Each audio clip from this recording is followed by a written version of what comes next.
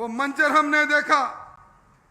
तीनों नेता हरिराम जी, दिनेश जी, सुभाष जी, तीनों ने हाथ खड़े करके जनता का अभिवादन करते हुए कहा कि जिस दम्भी नेता ने कहा कि हम एक विचार को उसको हम बिल में घुसेड़ देंगे, उस दम्भी नेता के लिए अब घुसने के लिए कि जगह नहीं बचेगी, साफ साफ ये दिखाई देता है। भाइयों, अहंकार तो रावण का भी नहीं चला था। और मुझे अफसोस इस बात का है, लक्ष्मणगढ़ की इस धरती की जब बात होती है तो लोग कहते हैं ये वीरों की भूमि है, ये भक्ति और शक्ति की भूमि है, वतन पर मर मिटना यहाँ की परिपाटी रही है।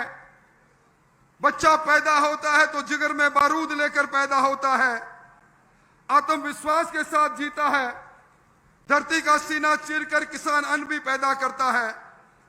पर लक्ष्मणगढ़ की इस धरती को जब लोग नाथी के बाड़े की धरती कहते हैं, जब लोग ये कहते हैं पूरे हिंदुस्तान के अंदर पेपर चोरों की राजधानी अगर कहीं है तो लक्ष्मणगढ़ में है, तो बड़ा अफसोस होता है।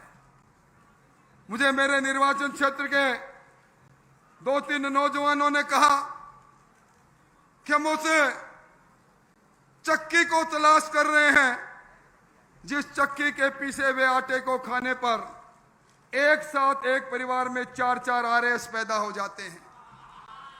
उन लोगों ने यह भी कहा कि जिन्होंने अरमान कुचले नौजवानों के पेपर लीक करने में, जब पेपर लीक हो रहा था रीट का, जब डोटासरा जी कह रहे थे ये रीटोत्सव है, ये उत्सव है, तब हम लोग समझे नहीं थे उत्सव उनके लिए था।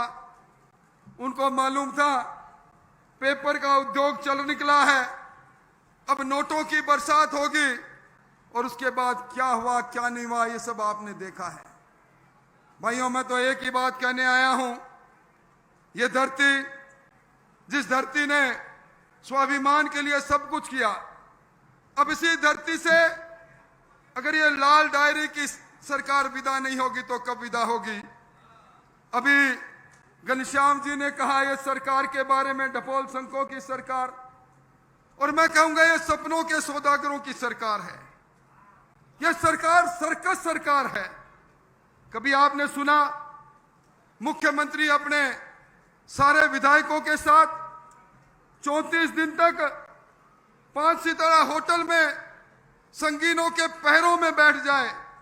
कभी आपने सुना मुख्यमंत्री अपने मंत्रियों पर राजद्रोह का मुकदमा कायम कर दे?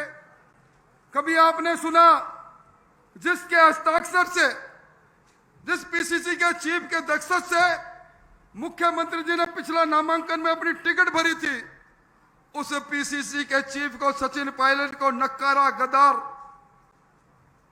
और किन किन चीजों से नवाज दे?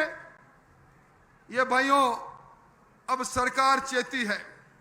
ये डपोल संघ की सरकार आजकल कई तरह के वादे कर रही है। बिजली माफी की बात इन्होंने कही, घनश्याम जी ने सही कहा, ना रहा बांस ना बजी बांसुरी, बिजली आई ही नहीं। और इन्होंने कहा 2 दिन में 2 ब्लॉक में किसान को बिजली देंगे। किसान भाई सामने बैठे हैं, दिन में तारे जरूर नजर आते हैं। इन्होंने कहा सरप्लस स्टेट है, बिजली पर्याप्त है। आज घंटों घंटों की कटौती है। किसान कर्जा माफी की बात कही। इस शेखावाटी में जिस 19,600 किसानों को कुर्की के नोटिस मिले हैं, जिन्होंने सरकार के मुगालते में आकर अपना फसल के ऋण का पैसा जमा नहीं कराया, जिन्होंने राष्ट्रीयकृत बैंकों से ऋण लिया था उस समय, जिस ऋण की माफी पर गहलोत साहब ने कल्ला कमेटी बनाई थी जनवरी 2019 में, अब कहा उन्होंने विधानसभा में संकल्प लेकर आए भारत सरकार से ऋण को माफ करें। आज सर्वाधिक नोटिस कहीं मिले हैं, जिनकी कुर्की के वो राजस्थान में इस शेखावाटी के अंदर है, इस सीकर जिले के अंदर है। जहां सर्वाधिक बिजली की कटौती है वो यहाँ है, जहां सर्वाधिक गैंगस्टरों का राज यहाँ है।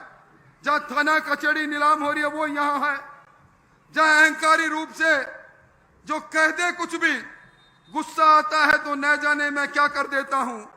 मैं समझता हूं आज की ये विराट सभा इस बात को कहती है कि वो दिन बीत गए। ये धरती सालासर हनुमान को मानने वाले को धरती है। मोदी जी राम मंदिर बनाते हैं और ये सालासर के राम दरबार को ढाने का काम करने का काम करती है। राम दरवाजे पर लगे राम दरबार। मोदी जी काशीनाथ कॉरिडोर को बनाते हैं।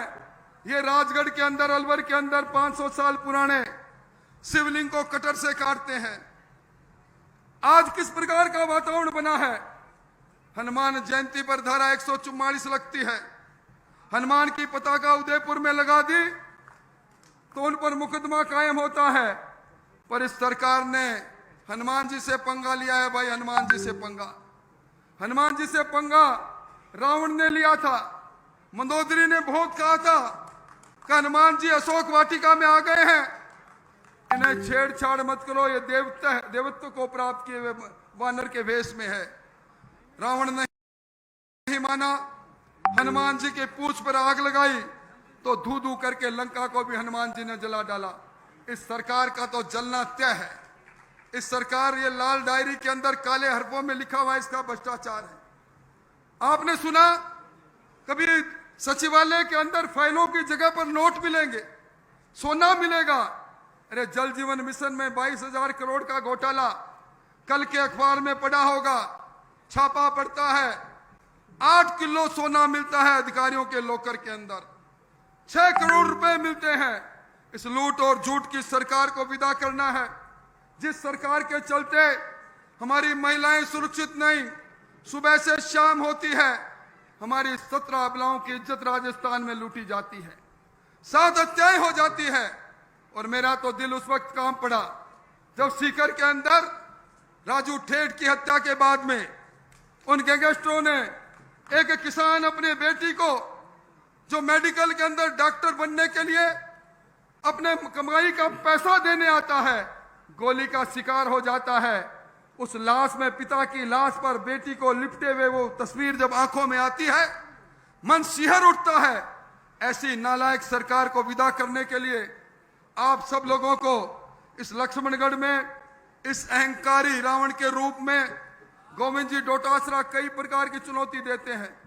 मैं आज उन्हीं को कहकर जाता हूं, गोविंद जी आप कभी मुझे ललकारते हैं, कभी किसी को ललकारते हैं। जरा इस विराट सभा का वीडियो बनाकर देख लेना।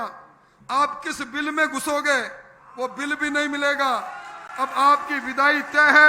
इसलिए भाइयों, आप सब लोग मनोयोग से लगें, इस डपोल संघ की सरकार को भगाएं।